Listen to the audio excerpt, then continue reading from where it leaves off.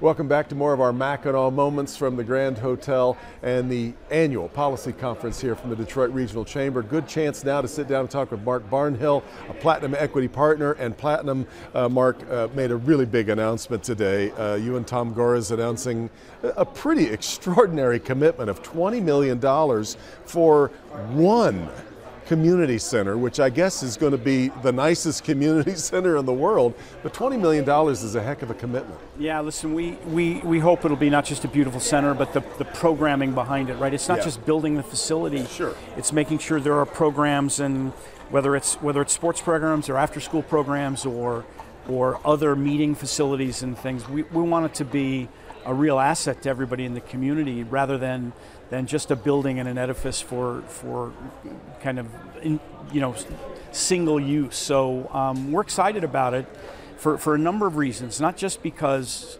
of the size and scope of the project itself, but first of all, the way it germinated, right? We've talked a lot about, Tom Gores has really focused on the community responsibilities we have in owning a team like the Pistons, right? He's called it a community asset. He's wanted to be impactful. So we're looking for ways to engage in the community. In this case, we also engage the organization rather than deciding from the top down, okay, we're going to put $1 million here and $5 million there, something like that. We engaged the players, the employees of the Pistons, and said, you guys sort it out. You guys figure out how to put this money to work. Where is it needed most in the community? How do you find that? And so the input really came up from the bottom, and then secondarily, we've really made a commitment to not just investing in the downtown core or the midtown district, but as far across the community as we can. Tell me a little bit about, I want to start with, the reaction of the players. Sure. I think, the typical fan, even an ardent fan, maybe sees NBA players and all they're worried about is just, playing ball. Yeah. They don't really need to get themselves all invested in the community that they're in. Some do. We always see some exceptions. But tell me about the buy-in of the Pistons players. This organization, the players were bought in from the beginning. Now, I think in general our players are connected to the community because of the way we've built the programs around them, right? We've asked them to participate, to be active, but I think as you think about the events of last summer and this greater awareness of not just the needs for economic development or community development, but social justice programs and how do we bring the community together, they were very active. And we had programs, Dwayne Casey was very effective in putting together a program to connect young people in the community with law enforcement and build bridges of understanding. The players were very active in thinking about how do we use our voice, right? They marched in the marches, but how do we use our voice in our platform to advance the cause, right? To bring people together. And so when we talked about, we're gonna, Tom said, I'm gonna make a commitment of $20 million. We're going to spend it on whatever program this organization can develop from the ground up that serves the needs of the community. And so the players were bought in immediately, and then Erica Swilley and the rest of the organization jumped in, and we got everybody's voice engaged. And which is how you ended up in Rouge Park with this project, yeah, right? Yeah, it was interesting. There was input all over. Some talked about, well, maybe we should have voter registration. Others, maybe we should have after-school programs or athletic programs or tutoring, and so there was this coming together, sitting around the table, the players and other employees of the organization sitting around the table talking about how do we prioritize. And what crystallized was we want a multi-purpose facility, right? We're not just we've refurbished 50 plus basketball courts across the region. We're doing sports facilities. We wanted this to be more than that, to have the sports component, but also have rooms that are available for tutoring and other after-school activities. And so we crystallized around that idea of a multi-use, multi-purpose facility. And Tom really helped drive that discussion about how we get that connected and then where. And the answer was, well, let's not do everything just in a certain area of the city. Let's make sure we branch out. And Rouge Park became an area that was very prime for this development. Sure, it needs it. This is going to seem a ridiculous question. Yep. Do you think about this when it comes time to draft players? We're just worried about somebody that can hang up 30 a night, or do we have No. to think, I got to have somebody that fits with this community culture we're trying to build on the The team? latter, for sure. Listen, Tom has stressed that from the beginning, and when Troy Weaver came in as general manager, we talked a lot about it. One of the tenets of who Troy is trying to draft is not just the best athlete or the best basketball player, but the right type of people, character, and it's some of it's community aspects, some of it's just good citizens and people who can work well together as a team. So the makeup of the player is not just how athletic he is, how high he can jump, how well he can shoot. It's how does he fit into an organization that values the total person and how they fit into an organization that's trying to do more than just win basketball games. And don't get me wrong, winning basketball games is important. Yeah. It starts with that at the core. Everything else ripples out from it, but we want people who can be, whole human beings. Really interesting. Yeah.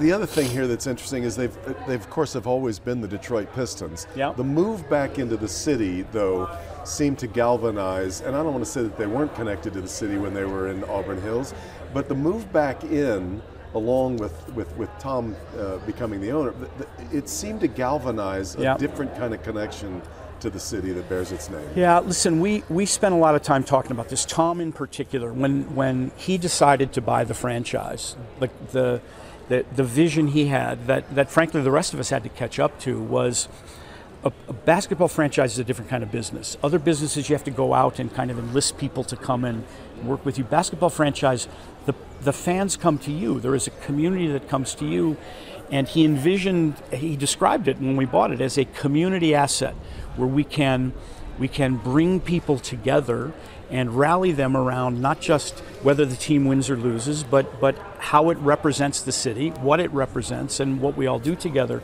And so this theme, if you go back to the first couple of news conferences after he acquired the team, he says it's a community asset and I want to be impactful. I want to make sure we do the right things. So part of that discussion, in fact, Arn, we were talking about it, he was talking about it already this morning. When we sat down with Arn Tellem and brought Arn in, we talked about, we drew a diagram of... Let me quickly mention, if I have not before, is the chairman of this year's conference here. Exactly. So Arn is the chairman of the conference, and he's also... He is flavoring it with a lot of his things that are important to him. Absolutely. Yeah. And so part of the discussion with Arn, Tom and I sat down with him, and we had this diagram, and it was concentric circles, right? The center circle is the basketball team. The next most immediate circle is the business around that, selling tickets, selling sponsorships, doing that. But then beyond that, you have community relations and philanthropy and public affairs and partnering with other institutions. And all of those concentric circles, Tom kind of defined this vision that says if we can bring all those pieces together, we really can be impactful for more than what's just on the court. And so that means not just putting up $20 million of your own money. It means partnering with the right people, partnering with the mayor. We had a number of efforts up in Flint after the water crisis broke there in Flint, where we partnered with Huntington Bank to put initiatives in place there. We're finding new and creative ways. Tom Gores' hometown, by the way. Yeah, indeed. And so we're finding new and creative ways to be a good steward of the basketball team and the basketball franchise, but also to be a good corporate citizen, partnering with other corporate citizens and the public affairs network, the mayor's office, the city council, the state house, the federal legislators in figuring out how we can partner to participate in just a revitalization of the again, concentric circles, Detroit, broader Michigan, Flint, all of those things kind of factor into what we're trying to do here. There's a tough needle, though, here that you're trying to thread. Obviously, the team needs to be successful. Yep. That's how you can afford to help build a $20 million community center. You also need to pay the best players, what the going rate is. So there's a lot of demands around the income flow, but it's made it very difficult for average families to attend games of their beloved Detroit Pistons. Yeah, right? Listen, understand we've both done our best, but we've also, by nature of the team, our prices are I would say lower than the average in the league. But listen, we understand that, right? And we're always looking for ways, with respect to access to the games, to bringing groups in and finding ways to get people to the games themselves, but also to interact with the organization. We bring the players to them to find ways to connect people to this franchise. And listen, I was having a conversation last night. Dwayne, Casey, and I were talking down on the lawn, and a couple of young men that looked like they high school or maybe first year of college age came up and spent 5 minutes and talked with him. And I noted, I said, Dwayne, I know you get that a lot, but and it's almost routine for you, but for those two young men, it's a chance of, it's an opportunity to reflect on what you said, but go out and tell their friends. I talked to Dwayne Casey, and here's what he said the team is doing. Here's what he said we can do together to improve this community. And I think everybody has a responsibility, or feels a responsibility in our organization, to be ambassadors for that. And again, this emanates from Tom, from a personality standpoint. And back to your question about finances, that's the other benefit of Tom. He has always been a person who is generous, right? Not just generous with financial resources, and he has personal wealth that allows him, through his family foundation, to do more than just generate revenue off the Pistons and repurpose that. But he's also been generous with his time, and it's an example that all of us try to emulate as well, in terms of sharing isn't just about writing a check. It's about sitting down and saying, well, what do you need the check for? I mean, Flint's a good example. I apologize for kind of going far afield here, but when the Flint water crisis happened, Tom's from Flint, and we called up and said, what do you need? And the answer, ironically, was anything but water. Everybody and their brothers sending up water. There were truckloads of water and cases of water. Everybody was sending water, and said that solved the problem. And Tom's challenge to us was, let's not solve the immediate problem. Everybody's sending water. What can we do long term? How can we make sure that the coffee shops and the hair salons and the other places that are now in jeopardy because they use water, right? Drinking water, washing hair, people are afraid. How do we make sure they bridge the gap and get through this? And so his challenge to us, Tom said, listen, economic development. How do we provide economic development support to Flint to keep those small businesses in place? And he put up, I don't know, I think the starter was $10 million of his own money. We put up money, but then it was the challenge, go find other partners. And so I actually had a conversation with Debbie Stabenow, the senator, and she said, listen, I need to introduce you to the folks from Huntington Bank. They're a regional bank that's moving into Michigan. They're looking to expand their programs. Maybe you can find a way to do business together. And we sat down with Huntington, and the team over there was very receptive, and suddenly we've got small business loans and emergency grants, and we've got access not just to Tom's money and our money going in, but also the bank, and you start to get other partners.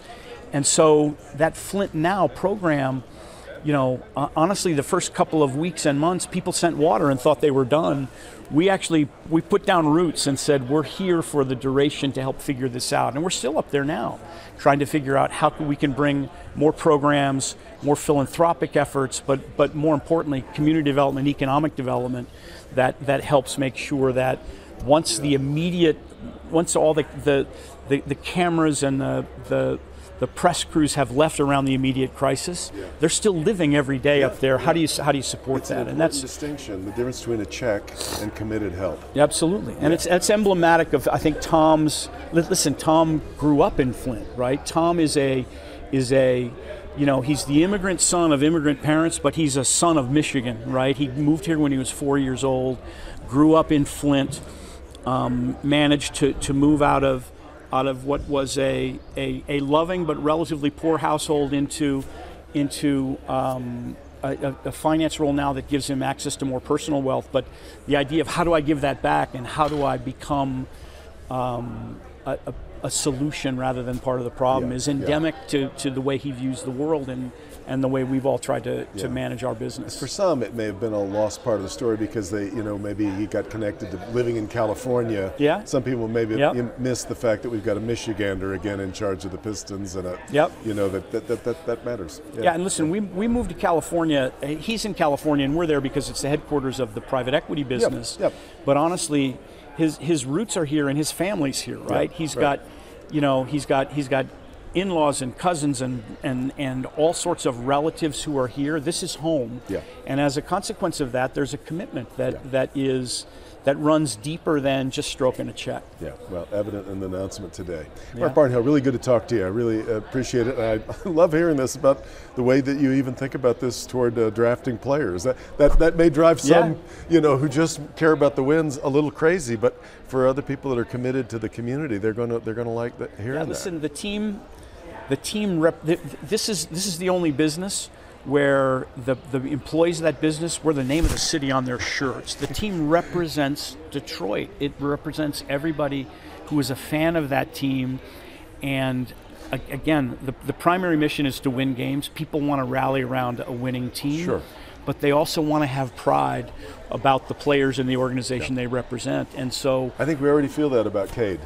Rookie, but already seems to have embraced his Detroitness. He's the embodiment of that, right? Yeah, he's the example. You want to draft players that represent you, right? Don't just play for you, but they represent you, and you're proud to have them represent you. And I think that's, Tom feels that, I feel it, Troy and Dwayne, we all feel it, Arn, we feel it as an organization, and so that's a critical part of the team we're trying to build. Mark Barnhill from Platinum Equity Partners as we continue with our Mackinac Moments conversations here at the Grand Hotel. More to come.